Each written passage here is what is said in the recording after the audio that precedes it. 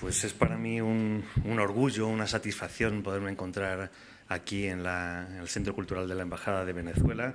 Agradezco profundamente la invitación, obviamente, al embajador, al ministro, a María Elena, a Antonieta, a Heidi, a todas las que han colaborado para que esto se convierta en un evento de tanta consideración como este, y que, bueno, aquí está uno intentando contribuir en la medida de sus posibilidades a que esto continúe y salga hacia adelante. Bueno, el título de mi conferencia lleva el título Invasión y resistencia en el contexto de la conquista castellana, el caso de Venezuela, la dialéctica entre dominadores y dominados. Y voy a comenzar evocando un experimento, una herramienta de la psicología cognitiva, una herramienta que se llama la ventana de Johari, que dice que dentro de un individuo habitan 4 esferas, fundamentalmente 2. Una hace referencia a lo público y otra a lo que uno oculta, o inconscientemente porque no sabe que realmente, digamos, lo está ocultando, o de manera consciente porque no quiere aflorar algún tipo de sentimiento o pasión dentro de un contexto social donde ese sentimiento o esa pasión no son admitidos. Bueno, ahora pensemos que esto que no es admitido socialmente dejamos que fluya. Pero además, no solamente que fluya de manera individual, sino que fluya de manera colectiva. Y que todo este caos social, porque, digamos, contraviene profundamente las normas del cuerpo social, fluye de manera colectiva en todo el cuerpo social. Bueno, pues esto más o menos es lo que sucedió con esta invasión castellana en los territorios americanos.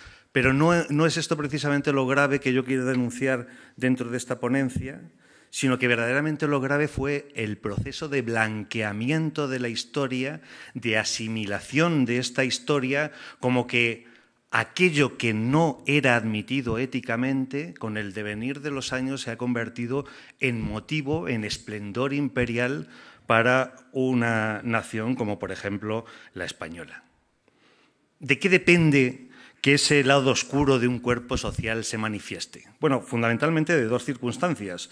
De lo que consideremos en sí que forma parte de esa oscuridad, eso es, de la representación interpretativa que nosotros tengamos, que nos permita concluir que un comportamiento social colectivo es o no es inadecuado, y por otra parte, y derivado de esto mismo, de lo que consideremos que a través del simbolismo inmanente dentro del proceso de hegemonía entre dominadores y dominados, es un comportamiento adecuado o, aunque sea este comportamiento inadecuado, puede resultar apto o útil para conseguir beneficios que repercutan, aunque solo sea aparentemente, en la mayor parte del grupo hegemónico. Si esto que antes era inadecuado, ahora lo convertimos en adecuado porque los beneficios repercuten en el grupo hegemónico, estamos completamente trasladando el sentido de las cosas hacia un significado que a nosotros, como grupo hegemónico,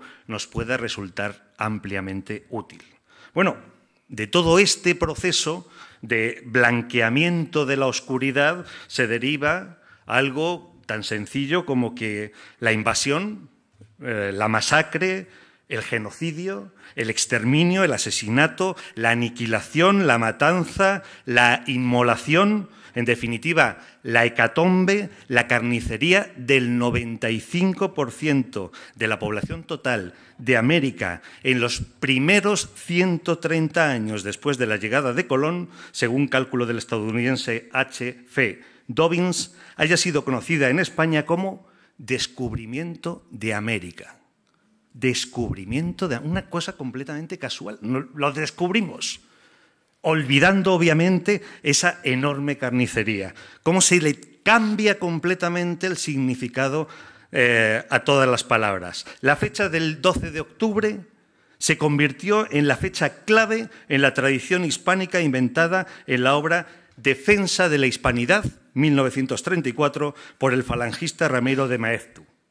Esta fecha, además, fue retomada, ratificada por Franco en 1958 y conocida ya como Día de la Fiesta Nacional. Y estuvo, además, en la base de la idea retomada por el Partido Socialista Obrero Español en 1987 al conmemorar el 5º centenario de la invasión como el de la conmemoración del encuentro entre dos mundos. Del encuentro entre dos mundos.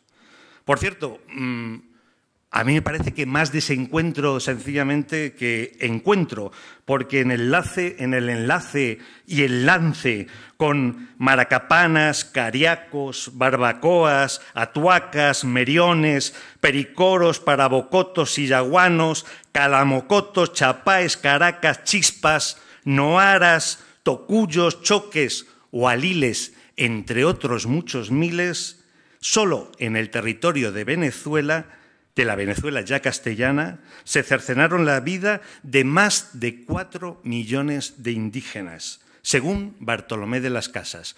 4 millones de indígenas, la misma cifra que en el Imperio Azteca, por ejemplo, en la conquista castellana, o que durante la conquista castellana por Hernán Cortés dentro del Virreinato de la Nueva España. Claro, que tanto en el Virreinato de la Nueva España como en el Virreinato que iba a ser posteriormente del Perú, la población de indígena era muchísimo mayor que en Venezuela. 4 millones de asesinatos.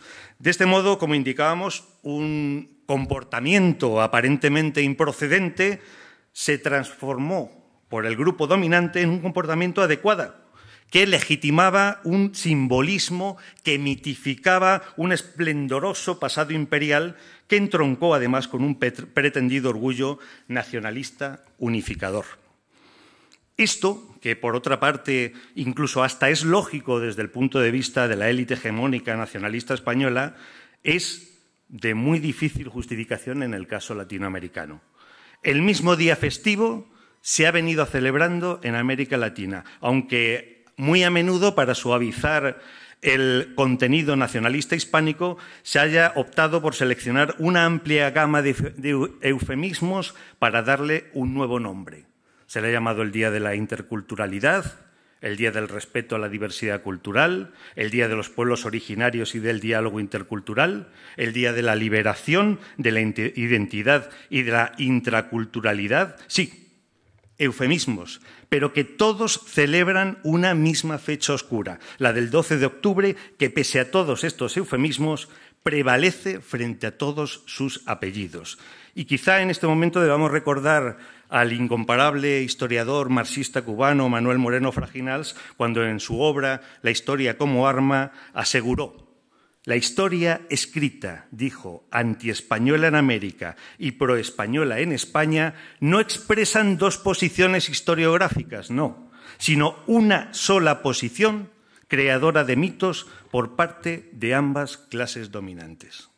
Abordemos el tema que nos va a ocupar, sin embargo, sin rencor. Vamos a continuar también mencionando al otro historiador, también marxista como el francés Marc Bloch, creador de la Escuela de los Anales, que señaló: el pasado es, por definición, dijo, un dato que ya nada habrá de modificar.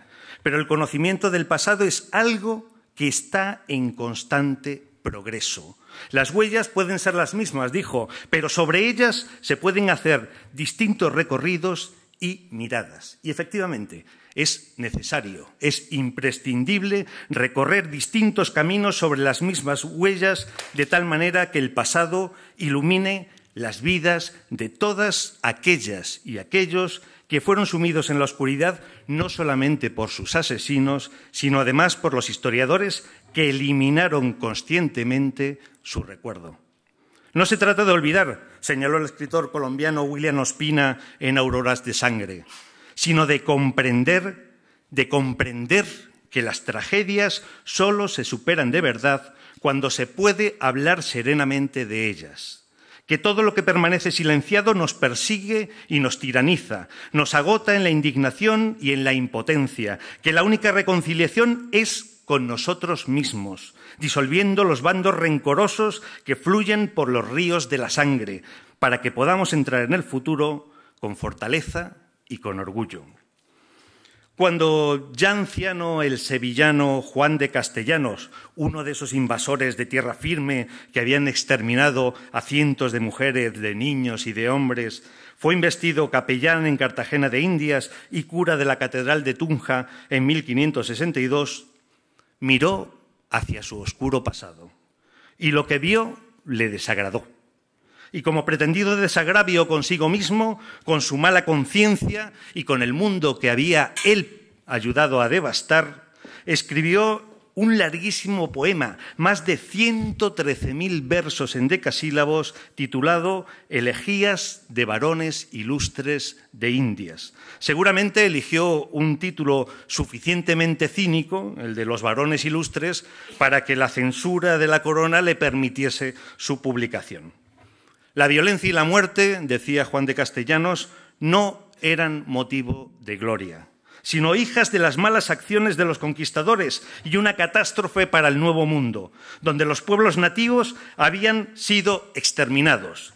Caciques y señores, señaló, con todos sus sujetos, fueron consumidos en la gobernación de Venezuela, donde, indicó, a la hidalguía de los indios venezolanos, los españoles anduvieron siempre con engaños y quedó así, dijo, la tierra despoblada por tantas matanzas.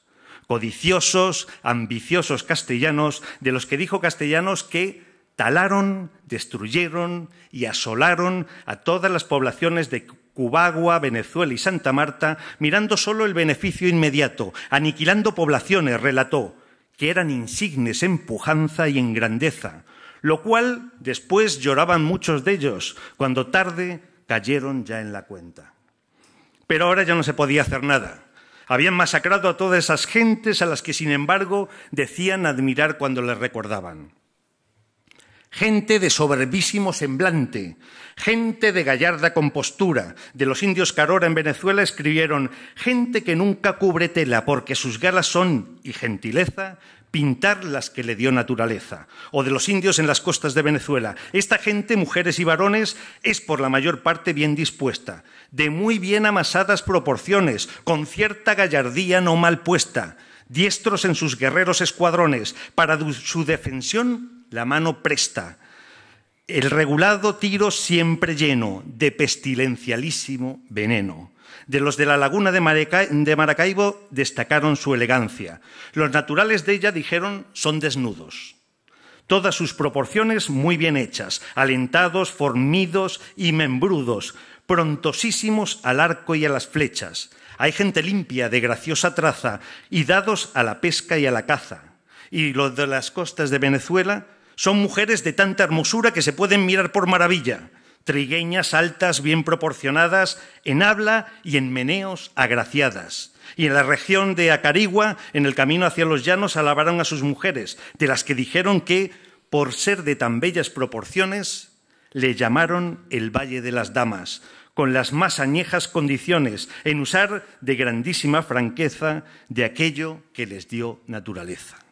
Pese a su admiración, la codicia, la voracidad pudieron más. Decenas de miles de indígenas fueron esclavizados sacándolos de sus hogares, llamados por los castellanos invernaderos, con grillos, cadenas o tramojos metidos en barcos y usados como buceadores para extraer perlas del fondo del mar. En una sola racia para robar riquezas a los indios caribe dejaron vivos solo a 80 de más de 200 y los supervivientes fueron todos maniatados, hechos esclavos y cautivos, marcados a fuego en el pecho, en el brazo, en la mejilla y vendidos al mejor postor, solo para morir poco después. Utilizando arteras mañas, los españoles o bien se inmiscuían en las guerras tribales tratando de debilitar a los dos adversarios, o bien trataban de ganarse la confianza de los indígenas con gran cantidad de ardides y engaños. Cuando contactaban con ellos, les indicaban que no debían de preocuparse, pues ellos solo querían ser sus amigos y parientes. Así se presentaron en las costas de Venezuela anunciando a los indígenas que su intención era ser amigos y parientes sin ser de tus haciendas pretendientes. ¡Arma! ¡Arma! ¡Que los barbudos vienen! Se avisaban ya los precavidos indígenas cuando venían llegar a los españoles en lanchas. Habiendo tomado cautela y conociendo las mañas de los españoles, en la costa de Venezuela, cuando veían llegar a los castellanos en los barcos, les gritaban para que desembarcasen. Según las crónicas, decían y hacían muchos fieros, con gestos de 100.000 bravosidades. Tiran por alto flechas los arqueros, comienzan a gritar parcialidades. Cualquiera capitán donde se halla, a grande furia pide la batalla, porque en general afirmaban que los bárbaros, con bríos singulares, defienden las entradas y lugares con sus acostumbradas valentías. En cierta ocasión, también en la costa venezolana, unos españoles desembarcaron y un cacique les preguntó: ¿quién sois? ¿A qué venís? ¿O quién os manda? ¿Qué designio tenéis? ¿O qué demanda? Esteban, uno de los españoles, respondió: somos cristianos, de religiones el mejor tesoro. Venimos en demanda de los llanos, por decir verdad, buscamos oro. Somos también carísimos hermanos del cacique Manaure, rey de Coro. El indio, viendo que en Manaure toca, diose ciertas palmadas en la boca. Y luego, con el rostro más sereno, les dijo: si es de paz vuestra venida, por ser hermanos de señor tan bueno, tengo por bien dejaros con la vida. Vamos, pues, así es a mi terreno. De todo hallaréis buena acogida y de cualquier asalto de enemigo seguros podéis ir, pues yo lo digo. No obstante, el cacique advirtió a los suyos: pues por sí o por no, de vuestras lanzas no viváis por ahora descuidados, porque si vienen ellos de mal arte, tengo yo de llevar siempre la peor parte. En otra incursión para esclavizar indios en la costa de Venezuela, un indígena logró huir de la prisión a la que lo habían sometido los españoles. Con un hijo suyo, ataviado como un paje, subió a lo más alto de un árbol. Él con un arco en la mano, el hijo con el carcaj y las flechas. De este modo hirió a un tal Alonso Márquez en la cabeza, a varios de los indios flecheros de la isla Margarita que ayudaban a los castellanos, y llegó a matar el caballo de otro castellano, Luis de Chávez. Pero varias flechas acabaron dando en el cuerpo del indio, que, fatigado con las heridas y el calor, cayó del árbol y pidió a su hijo que le ofreciera una venenosa raíz de yuca. Dióselas él, indicó el cronista, y como las comiese, con furia de varón desesperado, creímos todos, cuanto vimos esto, que lo hacía por morir más presto. Vímoslo revolcar por la ribera, vascar y vomitar con pena fuerte. Decíamos: ¿no veis la bestia fiera cuán de su voluntad tomó la muerte? Mas no le sucedió de esta manera, antes en bien trocó su mala suerte, y deseando ver en qué paraba, con grande vigilancia se guardaba.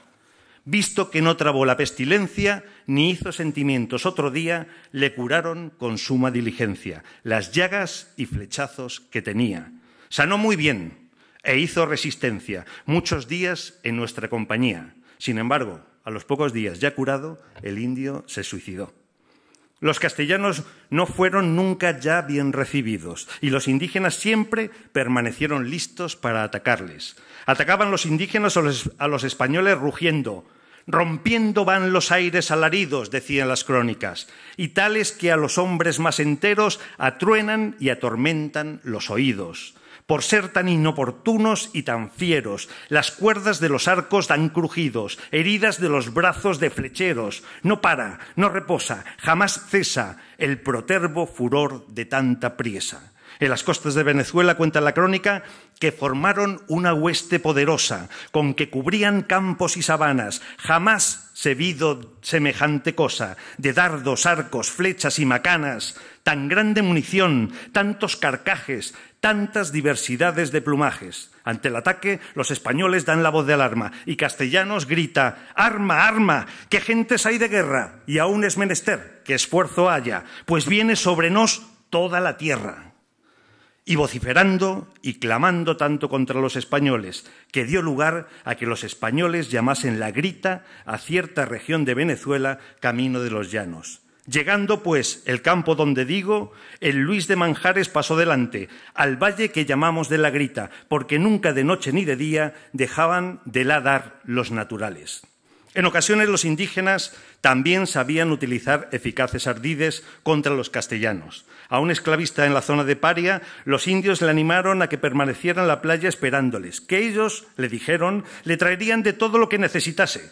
En el lapso, los indios se reorganizaron y aprestaron para dar muerte a los españoles. El cacique espetó a sus hermanos: Cortemos ya, señores, las espigas, de donde sale simiente tan dañosa, pues jamás comeremos buenas migas con gente que, por ser tan ambiciosa, aquí y allí y en todas partes pican, haciendo lo contrario que predican.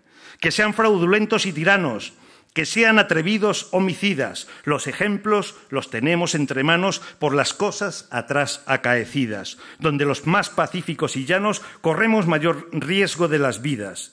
Y no son estas, no, vanas sospechas, pues veis de nuevo las maldades hechas. Y efectivamente, los castellanos desprevenidos fueron finalmente masacrados.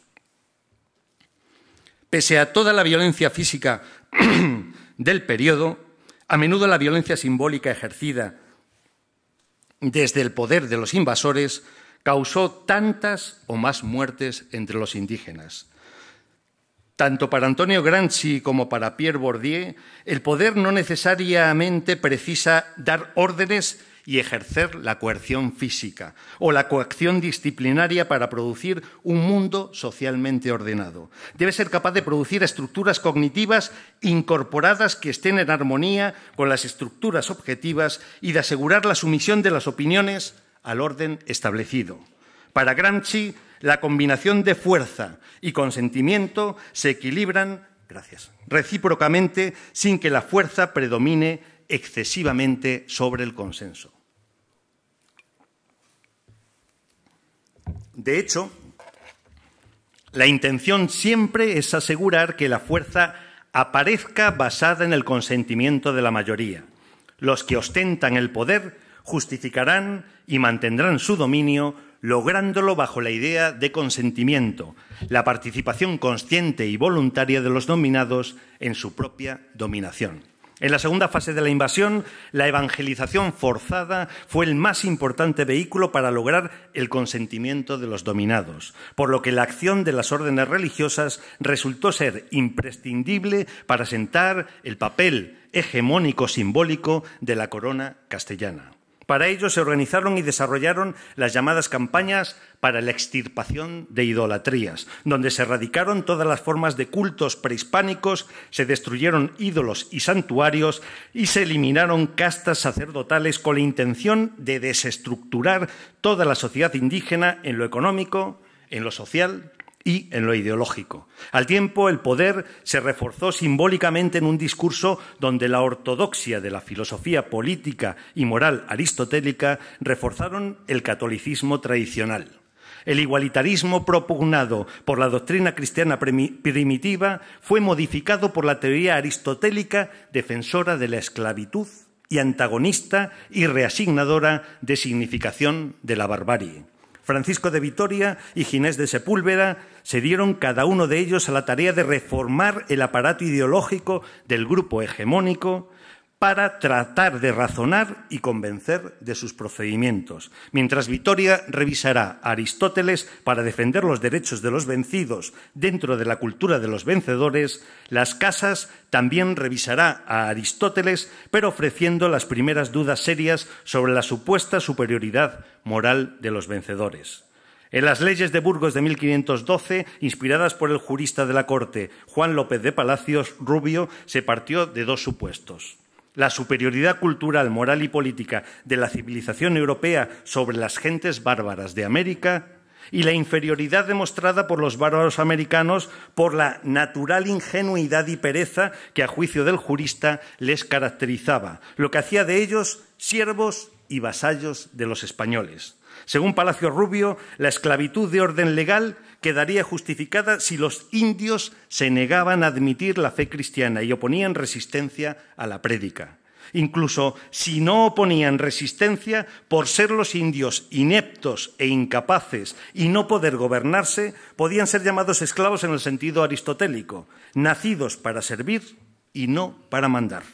De esta forma, contra el infiel que se resistía, se apelaría a la guerra y a la esclavitud legal, y contra el obediente, la servidumbre natural basada en la ineptitud y la barbarie.